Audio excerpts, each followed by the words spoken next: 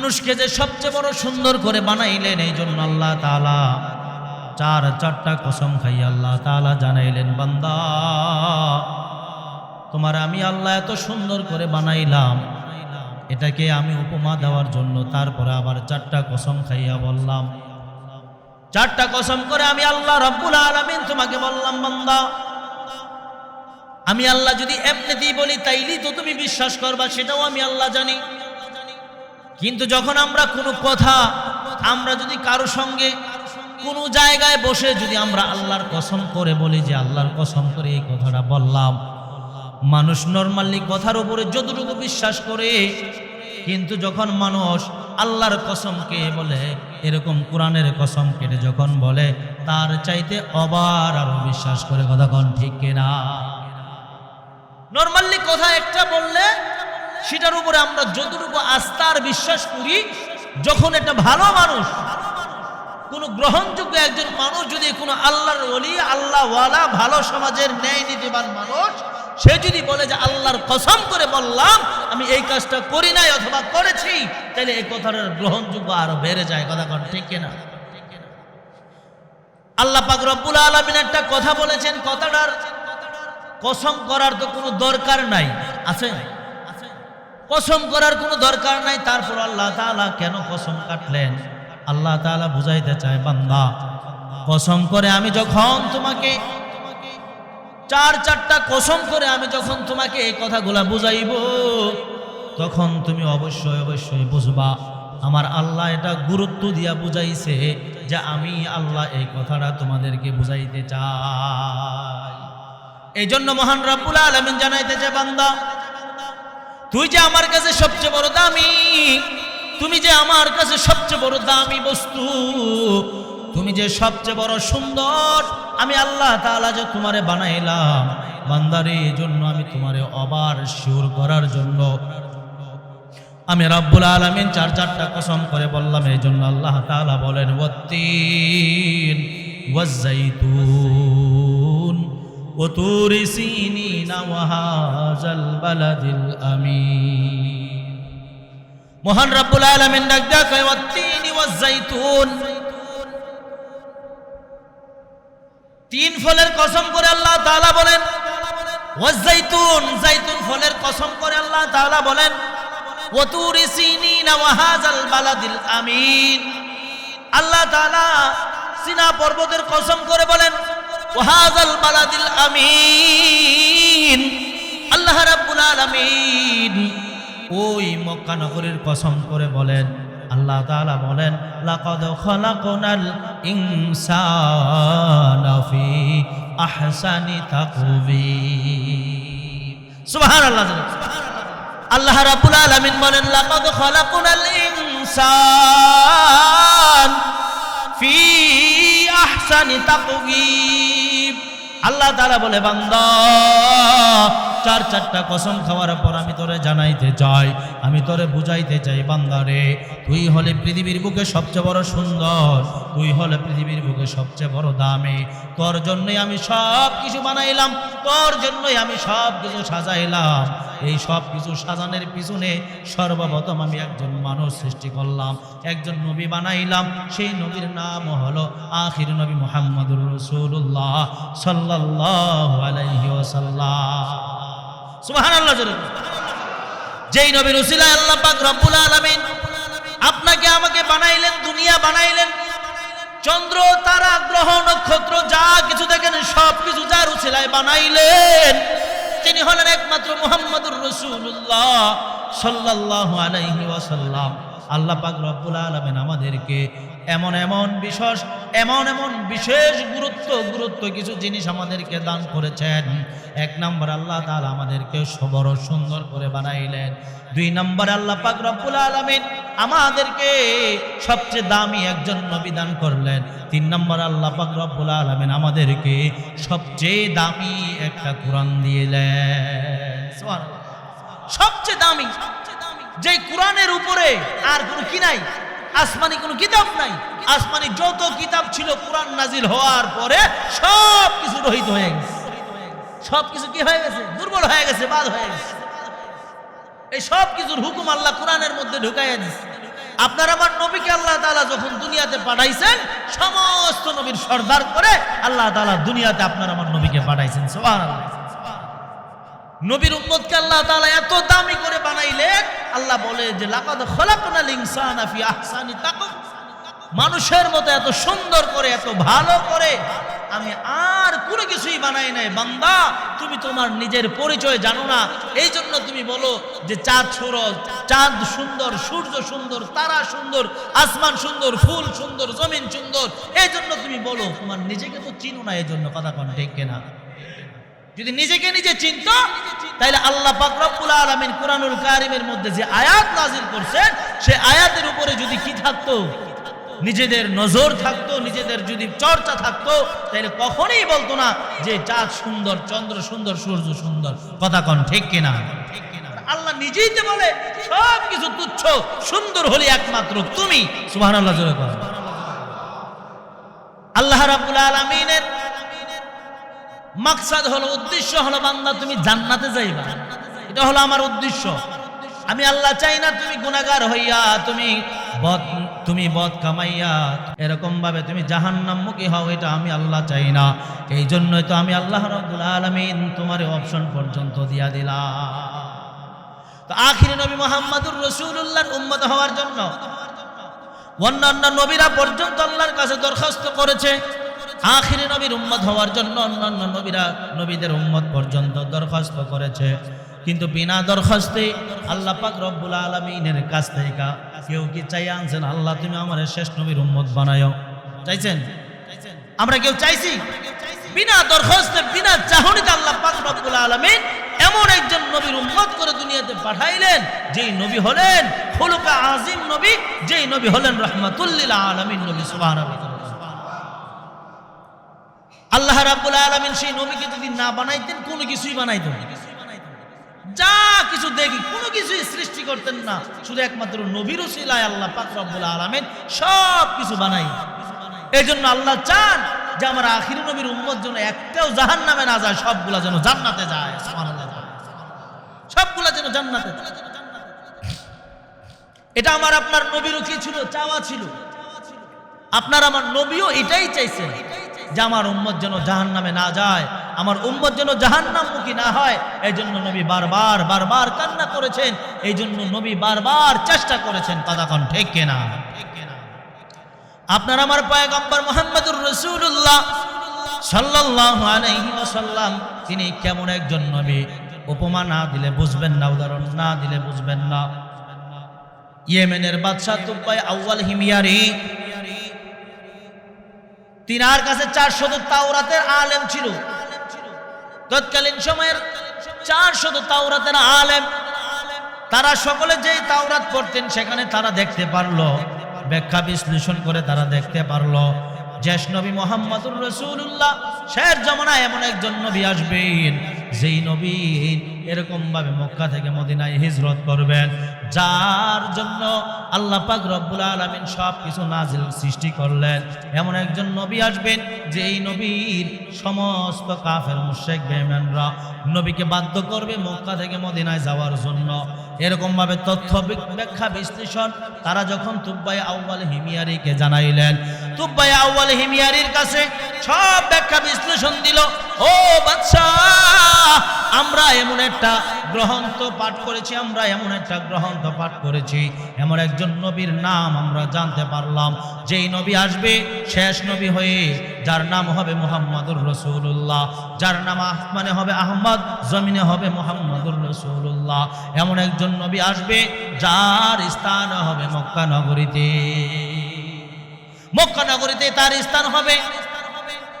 তুবাই আউয়াল হিমিয়ারির কাছে তারা ব্যাখ্যা করলেন, বলতেছেন ও বাদশা, আমরা সকলে মিলে এরকম ভাবে মক্কা নগরী দেখতে চাই, আমরা সকলে মিলে মক্কা মদিনা ঘুরে ঘুরে দেখতে চাই। নবী যেই দেশে আসবেন, যেই দেশ থেকে হিজরত করবেন, সব কিছু আমরা ঘুরা ঘুরা দেখতে চাই। আপনি আমাদেরকে অনুমতি দেন, রাষ্ট্রীয় সফরের ব্যবস্থা করেন। বাদশা তুবাই আউয়াল হিমিয়ারি ডাক দিয়া বলে, আলেমের দল, আমিও তোমাদের সঙ্গে যাইতে চাই। এমন একজন নবীর সন্ধান তোমরা দিছ, যেই নবীর দেখলে মানুষ কালিমা পড়লে মুসলমান হয়ে যাবে, যেই নবীর চেহারা মোবারক দেখলে মানুষ জান্নাতি হয়ে যাবে। ওই নবীর দেশটা আমি একটু ঘুইরা দেখতে চাই, আমার বড় মনে চায় আমিও তোমাদের সঙ্গে ঘুইরা ঘুইরা দেশটা দেখি। তারা দেখার জন্য এরকম ভাবে রাষ্ট্রীয় সফরের ব্যবস্থা করলেন।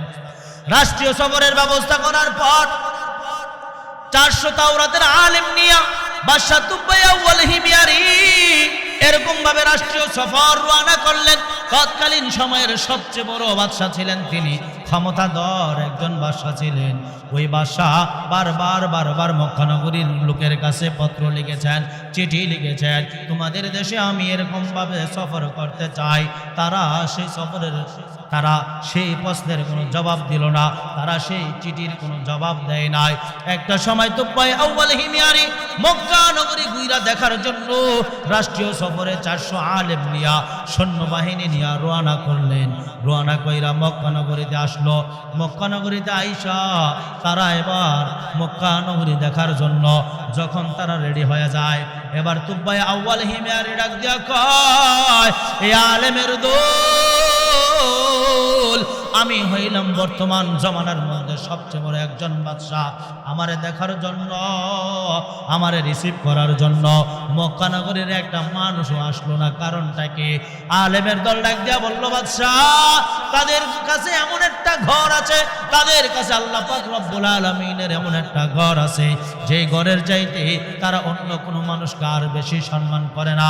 আল্লাহ পাক রব্বুল আলামিনের ঘরকে তারা সবচেয়ে বেশি সম্মান করে, সবচেয়ে বেশি সম্মান করে। যেই মাত্র এই কথা শুনছে মেজাজ খারাপ হয়ে গেছে, মেজাজ বড় খারাপ হয়ে গেছে। যেই ঘরের কারণে আমি বাদশার মান ক্ষুণ্ণ হবে, সেই ঘর আমি রাখবো না, ভেঙে ফেলবো। নাউজুবিল্লাহ। যেই ঘর আমার সম্মানকে হানি করতে চায়, সেই ঘর আমি রাখতে চাই না। এই জন্য তিনি আলেমের দলের কাছে বলতেছেন, আলেমের দল শোনো, আমি সেই ঘর রাখবো না, ঘর ভেঙে ফেলবো। ঘর ভাঙার জন্য তিনি কি করছেন? রওনা করছেন। মক্কা নগরীর ঘরের সামনে আইসা, বাইতুল্লাহর সামনে আইসা যখন হাত লাগাইতে চায়, আলেমের দল বারবার ডাক দিয়া বলে, বাদশাহ, এত বড় ভুল তুমি করিও না, এত বড় ভুল তুমি করিও না। তুমি যদি এই ঘরের মধ্যে হাত লাগাও, তাইলে ঘরের মালিক যে আল্লাহ, ওই আল্লাহ কিন্তু সহ্য করবে না। আল্লাহ পাক রব্বুল আলামিন কিন্তু তার বিচার সঙ্গে সঙ্গে করে ফেলবে। অতএব তুমি এই ঘরের মধ্যে হাত দিও না, ঘরের মধ্যে তুমি হাত দিও না। বাদশা তারপরও তাদের কোনো কথাই শুনলেন না। না শুনে এবার তিনি ওই ঘর ভাঙার জন্য যখন ঘরের মধ্যে আঘাত করে, ইতিহাস সাক্ষী দেয়, কিতাবের মধ্যে আসছে, কিতাবুল বেদায়া ওয়ান নেহায়া, ইতিহাসের কিতাব, সেই কিতাবের মধ্যে ঘটনাটা আসছে। বাদশা যখন আল্লাহর ঘরের মধ্যে যখন এরকম ভাবে আক্রমণ করে, ঠিক তখনই তার নাক আর মুখ দিয়া ফিঙ্কি দিয়া রক্ত বের হওয়া শুরু হয়ে যায়। সঙ্গে সঙ্গে রক্ত হওয়া শুরু হয়ে যায়। বাদশার একদিকে আলেমের দল,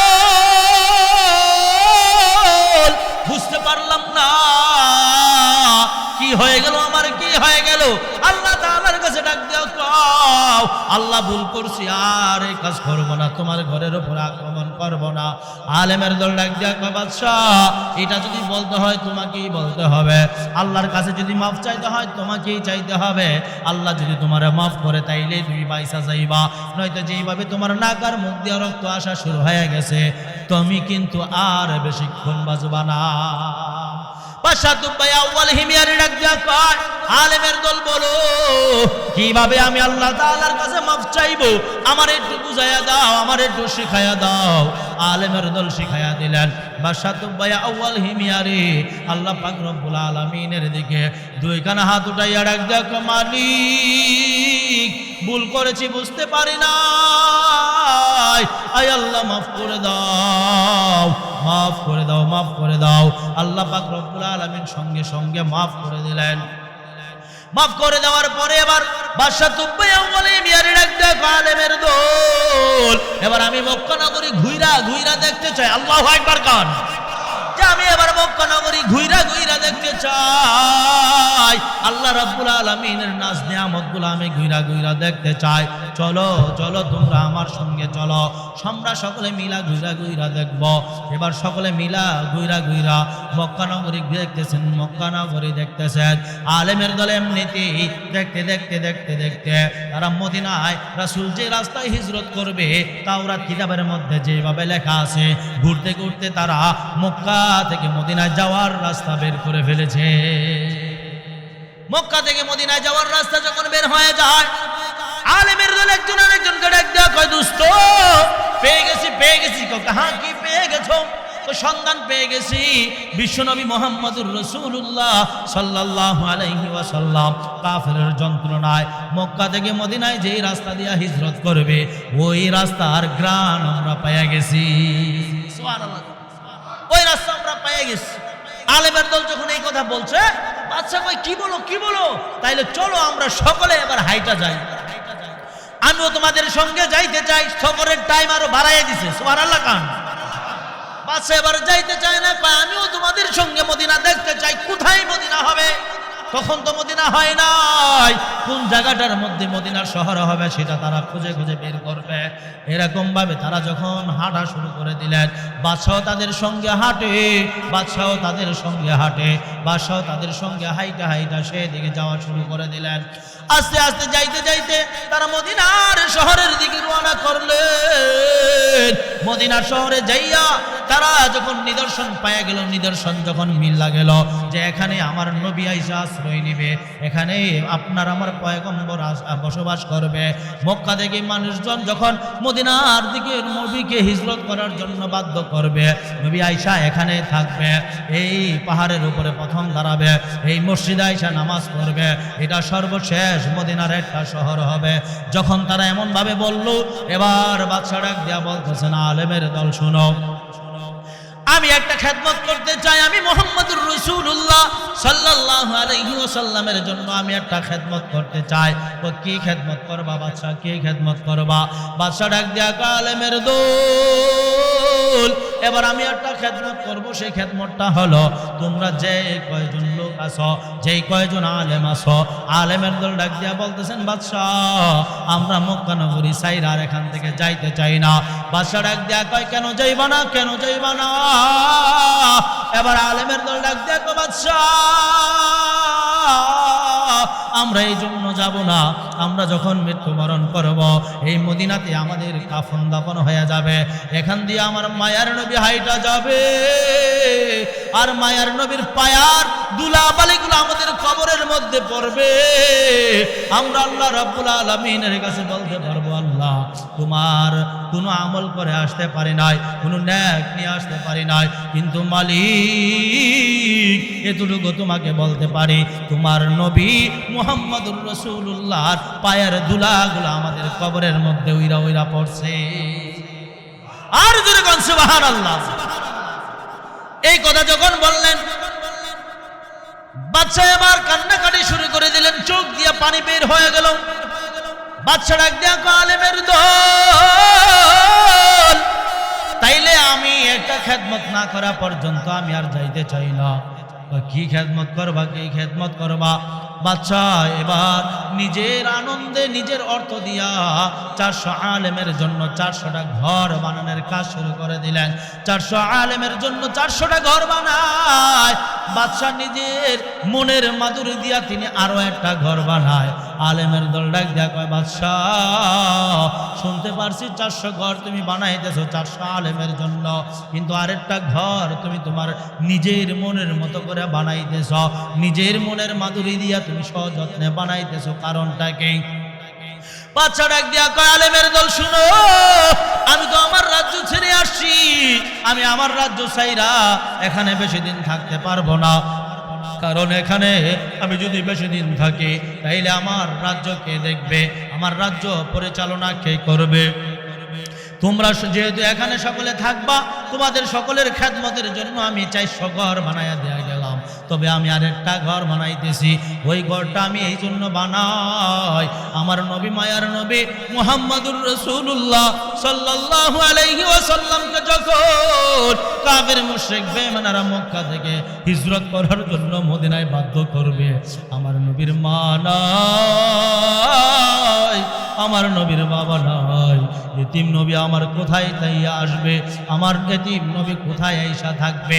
আমার নবীর জন্য আমি সুন্দর করে একটা ঘর বানায়া দিয়া যা। আর জোরে কোন সুবহানাল্লাহ। মায়া আশিকে মাওলা হু মেরা ইশকে নিরালা, मैं आशिक मौला हूँ मेरा इश्क निराला, ये जुमला जहाँ जिसके तजल्ली से उजाला, ये जुमला जहाँ जिसके तजल्ली से उजाला। मैं हाशिमी मुत्तलबी कुछ नहीं हो, मैं हाशिमी मुत्तलबी कुछ नहीं हो, महबूब पिया का नबी जिंदगीते हो, महबूब पिया का नबी जिंदगीते हो। বাদশাহ তুব্বাই আউয়াল হিময়ারি নিজের জন্য ঘর বানায় নাই, নবীর জন্য একটা ঘর বানাইছে। সে ঘর বানাইয়া তিনি সেখান থেকে রওনা করলেন, চলে আসলেন 400 আলেমের জন্য 400 ঘর দিলেন। লম্বা চূড়া ইতিহাস। সেখানে নবী একটা চিঠি লিখে দিয়ে গেলেন, সেই ঘরের এক্সট্রা একটা তালা লাগাইলেন, চাবি দিলেন। সেই চাবি যাইতে যাইতে যাইতে যাইতে সেই চিঠি যাইতে যাইতে যাইতে যাইতে সর্বশেষ মুহাম্মদুর রাসূলুল্লাহ সাল্লাল্লাহু আলাইহি ওয়াসাল্লামের হাত পর্যন্ত গেছে। সুবহানাল্লাহ। আপনার আমার নবী যেই দিন হিজরত করলেন, হিজরতের সময় যেই দিন আপনার আমার পয়গম্বর তিনি যখন উটের লাগামটা ছেড়ে দিয়েছিলেন, যেই দিন ওই উটটা যাইয়া পাহাড়ের চূড়ার একটা ঘরের উপরে উঠেছিল, ওই ঘরটাই বাদশাহ তুব্বাই আউয়াল হিময়ারি বানায়া দিয়ে গিয়েছিলেন। ওই ঘরের জিম্মাদার আস্তে আস্তে আস্তে আস্তে করে শেষ নবী পর্যন্ত যখন যায়, আপনার আমার নবীর কাছে যখন সেই চিঠিটা যায়, আপনার আমার নবীর কাছে সেই পত্রের মাধ্যমে বাদশাহ তুব্বাই আউয়াল হিময়ারি জানায়া দিয়ে গেলেন, পয়গম্বর আমি আপনার কাছে দেখা করতে পারি নাই, আমি আপনার নাম শুনেছি পয়গম্বর, আপনি দুনিয়ায় আসার পূর্বে আমি কালিমা পইরা আপনার উপরে ঈমান আইনা কালিমা পড়ে মুসলমান হয়ে গেলাম। আর জোরে কোন সুবহানাল্লাহ। তো এমন একজন নবীকে আল্লাহ তাআলা আমাদের উম্মত করেছেন। শুধু তাই নয়, যেই নবী উম্মতের জন্য এত কান্না করেছেন, আর নবী এত বুঝাইছেন, এত বুঝাইছেন, আমাদেরকে এত বুঝাইছেন, সাহাবায়ে কেরামদেরকে এত বুঝাইছেন, মানুষকে বারবার দিনের দাওয়াত দিছে, কালিমার দাওয়াত দিছে। শুধু একটাই কারণ, সেটা হলো যে মানুষ যেন, উম্মত যেন গুনাহগার না হয়, উম্মত যেন জাহান্নামমুখী না হয়, উম্মত যেন জান্নাতি হয়। এই জন্য নবী আবু জাহেলকে এত দাওয়াত দিছেন। কোনো কোনো জায়গায় পাওয়া যায় যে 14,000 বার আবু জাহেলকে দাওয়াত দিচ্ছে। সে এতবার কি করছে, মানে অ্যাবাউট করেছে। সর্বোপরি যখন গর্তে পইরা মরে মরে তখনও এরকম ভাবে বলছে যে মুহাম্মদ আমার যদি এক্ষুনি এখান থেকে উঠাইয়া দাও, তাইলেও আমি তোমারে কি করব, কালিমা পড়ে মুসলমান হয়ে যাব। কিন্তু সে যে গর্তের ভিতরে পড়েছিল, সেই গর্তটাও ছিল সে নিজেই করেছে। সেখানে আপনার আমার নবীকে ফালায় মারার জন্য চেষ্টা করেছে, কিন্তু নবী তারপরেও চেষ্টা করেছেন যেন আবু জাহেল মুসলমান হয়ে যায়, সে যেন জান্নাতি হয়ে যায়, সে যেন কি না হয়, জাহান্নামী না হয়। তো আল্লাহ রাব্বুল আলামিনও বারবার উম্মতের জন্য চেষ্টা করেন, বারবার কোরআনের বিভিন্ন আয়াত দিয়া বুঝাইয়া বুঝাইয়া চেষ্টা করেন যে উম্মত, হে আমার বান্দা বান্দিরা, তোমরা কেউ যেন জাহান্নামে না যাও, সবাই তোমরা যেন জান্নাতে যাইতে পারো। সকলের জন্য এক একটা জান্নাত বানানো, কাফেরের জন্য একটা জান্নাত বানানো, মুসলমানের জন্য একটা জান্নাত বানানো। কথা কান ঠিক কিনা? প্রত্যেকটা মানুষের জন্য এক একটা জান্নাত বানানো। তো এখন এত জান্নাত কই যাইবে? যারা মুমিন হবে, আল্লাহর খাঁটি বান্দা হবে, আল্লাহ তাদেরকে একাধিক জান্নাত দান করবে। সুবহানাল্লাহ। এই জন্য নবীরও একই মিশন ছিল যে আমার উম্মত যেন জাহান্নামে না যায়, তো আল্লাহরও একই মিশন যে আমার বান্দা যেন জাহান্নামে না যায়। এখন বর্তমানে উলামায়ে কেরাম যারা ওয়াজ নসিহত কম বেশি করে, তাদেরও একটাই মিশন, সেটা হলো যে বর্তমান জামানার বর্তমান জমানার মুমিন মুসলমান তারা যেন জাহান্নামে